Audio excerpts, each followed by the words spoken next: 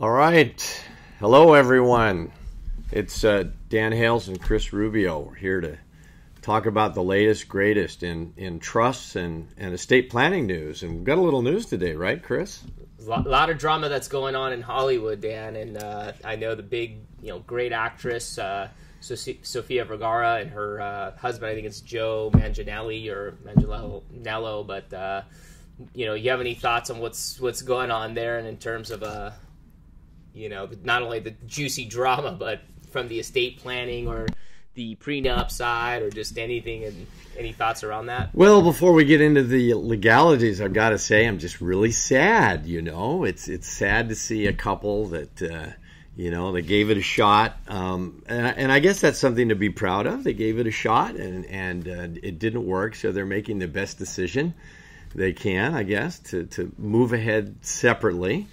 But there are some interesting estate planning issues involved in here. First of all, Sophia is 51. Wow. Joe's 40-something, a little bit younger. But they're both very successful actors, and they both have accumulated considerable assets. I think, based on what I understand, Sophia's estate is valued at about $150 million, and Joe's is less, at about $40 million. Both substantial, and so there is a prenup. So, that's kind of interesting. A lot of Hollywood folks, when they get married, get premarital agreements so that when there is a separation or a dissolution of the marriage, then it's like the pie's already kind of divided up, and they don't have to pay their lawyers a fortune to figure out what to do. They already have a roadmap for it. So it'll be interesting to see if the parties follow the roadmap in the prenup, and will this be a smooth divorce, or will it be contentious? So, Dan, do they have typically a prenup? So is it on both sides, since they both have considerable assets? I think the stereotype is usually, from one party is, I have the prenup against you or something. You hear a lot about that, but when both people have considerable assets, is it kind of like a dual prenup type situation? Is that sure? Yeah. Okay. Yeah, definitely. So there's just one prenup. There's just one document. Okay. And it is usually intended to protect the wealthier party, but in this case, they both have wealth, and I think they probably both wanted to get it done so there wasn't confusion on either side. I mean, $40 million is less than 150, but it's still it's still a lot, right? It's still a lot, and you want to be sure that everything's just kind of predetermined. Otherwise, you pay lawyers a lot of money. But when they did the prenup, they both would have had their own attorney.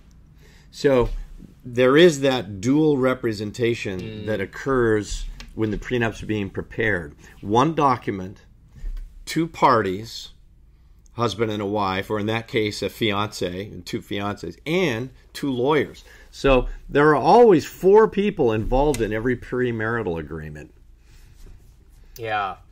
So, Dan, when it comes to setting this up, and let's say that let's assume that they have a living trust, what happens to the trust, or does that get modified in terms of the prenup, or what happens around, or do you want to change your estate plan while you're doing the prenup, and that's a good time to start looking at the asset? What happens in that process? Yeah, good question. I mean, most married couples, if they really care about each other, should have a living trust. And it's reciprocal. So if I die, you get my assets, or if you die, I get your assets. Or if I don't get them outright, at least I have some rights. Like maybe I have the right to live in the house, so your spouse isn't out on the street. So yes, there probably is a living trust. And what should happen in most cases when a couple decides to get divorced is they revoke that trust. Okay. Revoke it immediately, because if either spouse were to die during the divorce, the other one might get all their money. And that's probably what they don't want right now. So my advice to them, if they haven't done it already, would be to revoke their existing trust, so they're not leaving all their money to the person they're about to be divorced from, and maybe even create their own separate trust. So Joe, at this point, could go revoke the trust. Probably either one of them can revoke it. And then Joe can go create his new trust, and Sophia can go create her new trust, leaving her assets to wherever they wanted to go. Or maybe they already have separate trusts. Now, that's the other thing. they weren't 18 years old when they got married.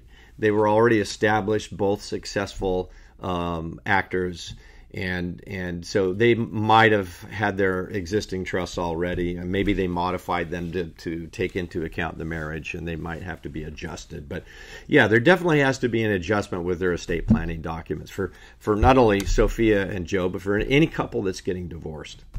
So Dan, one of the things I seen, I had a real estate transaction, and one of the parties had their own trust, the other had her own trust. But can you have your own trust and then create another trust together? Is that sure? Yeah, I thought I seen something like that. It was kind of interesting. I think the preconception is that you can only have one trust, right? There can only be one, but that's really not true.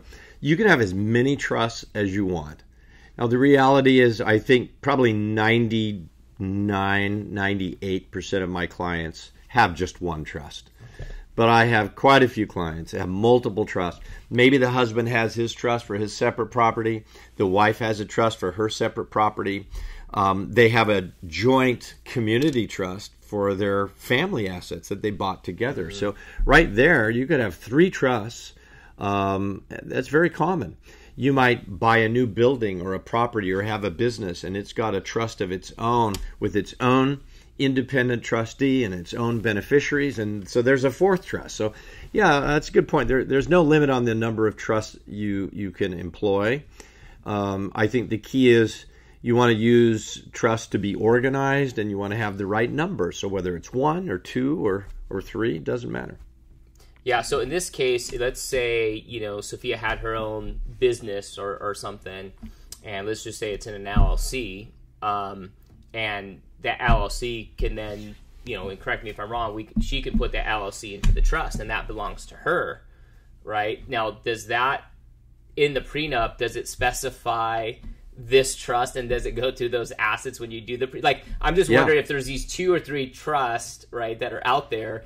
Does that start getting, really specified? Because to me, it just sounds like it could get messy. You might have kids together. You got, I have my own business. You have your own business, but we have this business together. Or we bought this business building or house together. So I felt like it just going through this divorce, it's always, in my experience, it's never a fun process for anybody. But what are your thoughts around there about just, the semantics of? Well, yes. If Sophia has, or either of them has an LLC, that LLC should be funded into their trust. And the prenup should, if it's good. Now, I haven't seen it, and that's a good thing, because you want your prenups to be private. Now, it may not be so private if it goes through the public court to be, the dissolution goes through court. We might all get to see what the premarital agreement says. On the other hand, they might file and ask that the records be sealed and kept confidential, so maybe we won't get to see that. But I'm sure the LLCs are specified in a premarital agreement, because essentially what a premarital agreement is a list of assets, a very specific list. All of his assets, all of her assets, and all of their respective liabilities are also listed on the premarital agreement. So the premarital agreement is very exhaustive. It's really, like I said, it's like a financial statement. And definitely, if either one of them have an LLC, or multiple LLCs probably, they're probably all listed on there. And then the agreement will say whose property it is. Is it separate? Is it community? And the prenup will also go on to say whether their earnings while they're married are separate or community. Now, that's another interesting thing. A lot of times they'll be like, well, I earn plenty of money on my own. I don't need yours. And the other spouse could be, I'm good too. I don't need your money. So whatever we earn, we keep separate.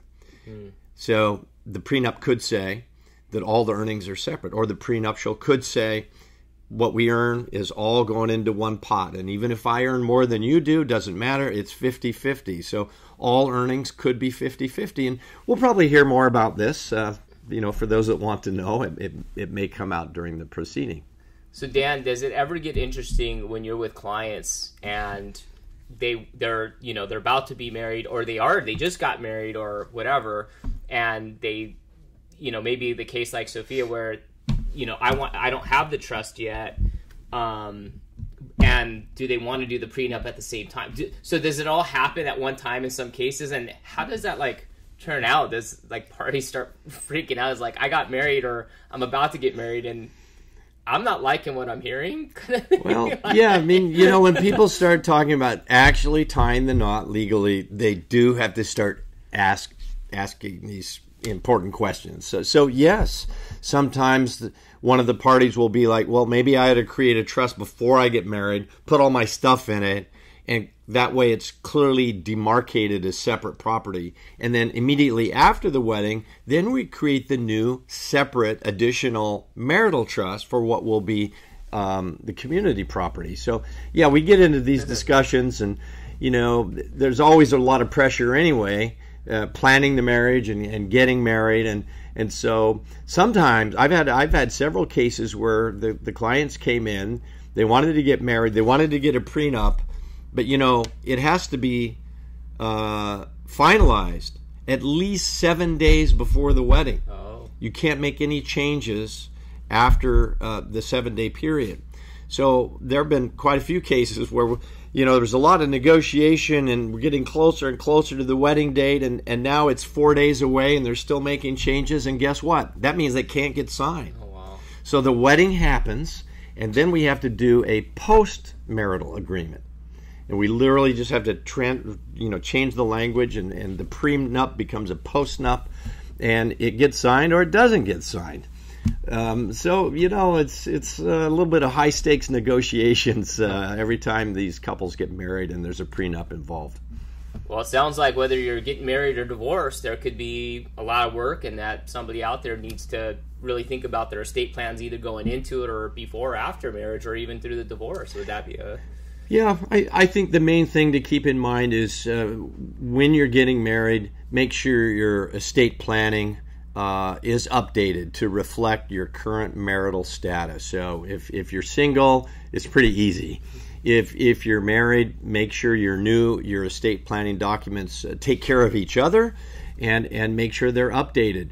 And if you're on the way out of a relationship, or if you are divorced, make sure your trust and wills and powers of attorney and life insurance beneficiaries and retirement plan and IRA beneficiaries, make sure they reflect your new unmarried state. You don't want to leave your insurance or your estate to that person you just got divorced from. So update everything, either during the divorce or even after the divorce, but make sure it gets done.